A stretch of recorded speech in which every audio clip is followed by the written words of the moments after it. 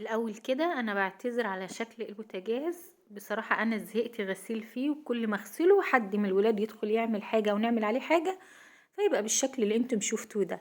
تعالوا بقى كده ندخل في الموضوع بتاعنا ونقول ازاي نحضر قطعة أو شريحة من اللحم في دقايق معدودة بطريقة المحترفين.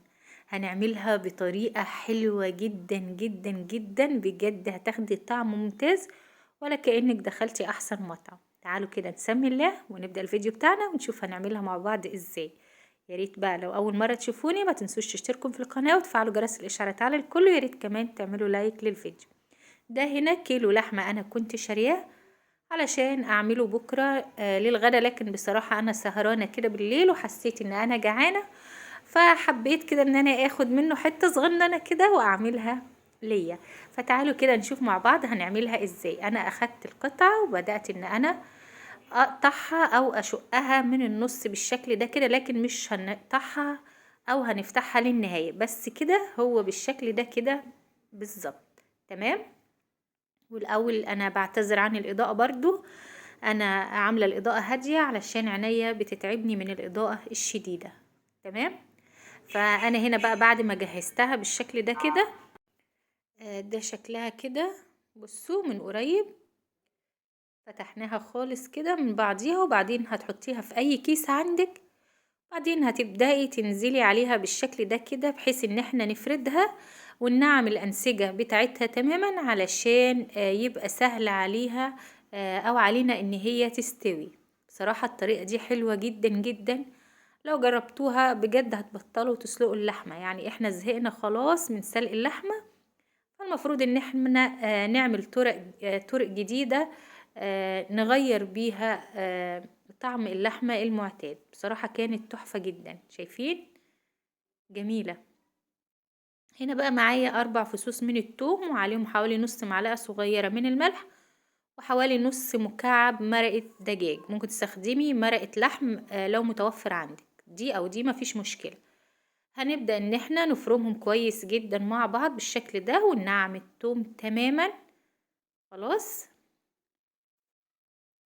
علشان نقدر ان احنا نتبل بيها اللحمة بتاعتنا. عايزة اقول ان التتبيلة بتاعتنا هتكون تتبيلة فورية، يعني ما هنبيتهاش في التلاجة ولا هنسيبها ساعة ولا نص ساعة ولا اي حاجة خالص. ده احنا هنتبل وهنشتغل على طول، وهنعملها بقى بطريقة تحفة جدا هتشوفوها كده معايا. عايزة اقول لكم ان كان طعمها اقسم بالله اكتر من رائع، يعني الواحد ممكن يعمل الكيلو كده وياكله كله لوحده.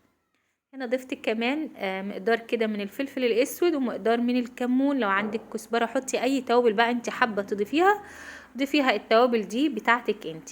بدات ان انا اوزع كويس جدا كده على قطعه اللحم. تمام. المفروض برضو ان انا احط من ورا كده لكن بصراحه الجزء الامامي اخد الكميه كلها، لكن مفيش مشكله.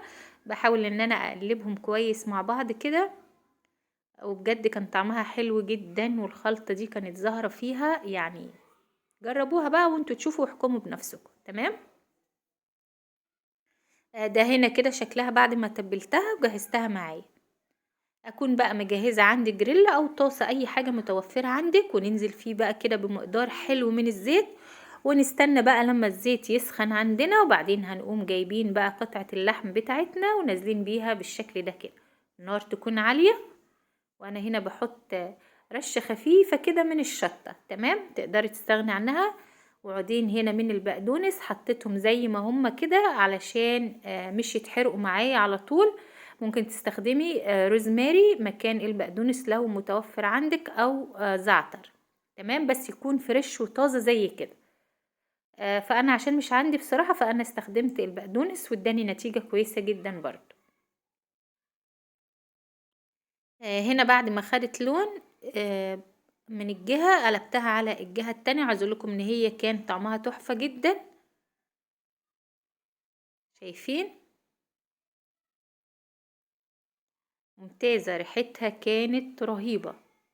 طبعا احنا كده في خطوة كمان هتبقى معانا اختيارية. بعد ما اتحمرت من على الجهتين انا خدتها كده حطيتها زي دقيقتين بالظبط على نار مباشرة على عين البوتاجاز عندي بالشكل ده، علشان تاخد اللسعة بتاعة النار دي، بتبقى طعمها حلو جدا وتقدري تستغني عن الخطوة دي اذا حبيتي. لو طلعتيها من الجريل وقدمتيها على طول بصراحة هيبقى طعمها تحفة جدا، لكن زي ما قلت لكم انا بحب اللسعة بتاعة النار فيها. بحبكم جدا، باي باي.